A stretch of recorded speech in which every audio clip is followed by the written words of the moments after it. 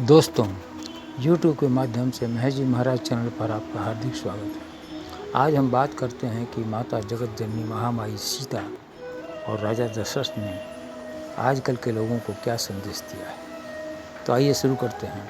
रावण ने जब माँ सीता को हरण करके लाया और अशोक वाटिका में रखा, उस समय कई बार रावण माँ सीता को आकर धमकाता रहता था। एक बार वो आकर सीता माता को 1 महीने का समय दिया कि मेरे साथ शादी नहीं करोगी तो तुम्हारा गला काट दूँगा। लेकिन हर बार माता जानकी उसको एक तिनके की आड़ कर उसका दुत्कार करती थी और कहती थी कि इन सब कृत्यों से तुम्हारा सर्वनाश हो जाएगा। एक बार तो हद हो गई जब रावण प्रभु राम का वेश बनाकर माता सीता के पास गया। उसके बाद उसकी पत्नी मंदोदरी ने पूछा कि उसके बाद क्या हुआ, तो रावण ने कहा कि मुझे कहीं सीता नज़र ही नहीं आई। इस तरह रावण जब भी माता से संवाद करने आता तो माता एक तिनका लेकर आड़ कर लेती।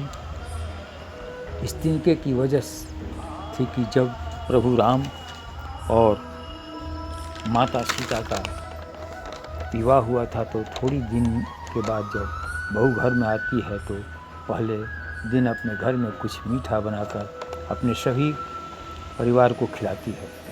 ऐसी मान्यता है कि इससे वर वधू एवं परिवार में हमेशा मिठास बनी रहती है। माता पिता सभी खुश रहते हैं। मैया सीता ने उस दिन खीर बनाकर सभी को यानी अपने ससुर सास देवर पति एवं ऋषि मुनियों को आमंत्रित कर भोजन की व्यवस्था की गई। सभी पत्तल में खीर माता सीता ने स्वयं बनाई और परोस रही थी।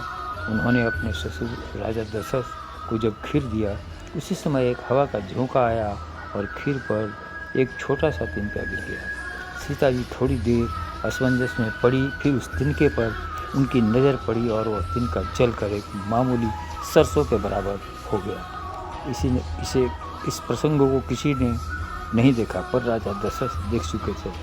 भोजनोपरांत राजा दशरथ ने माता सीता को अपने कक्ष में बुलाया और कहा कि आप जगत जननी शक्ति स्वरूपा स्वयं हो, यह मैं जान गया, पर आज के बाद आपने किसी दुश्मन पर भी इस नज़र से मत देखिएगा।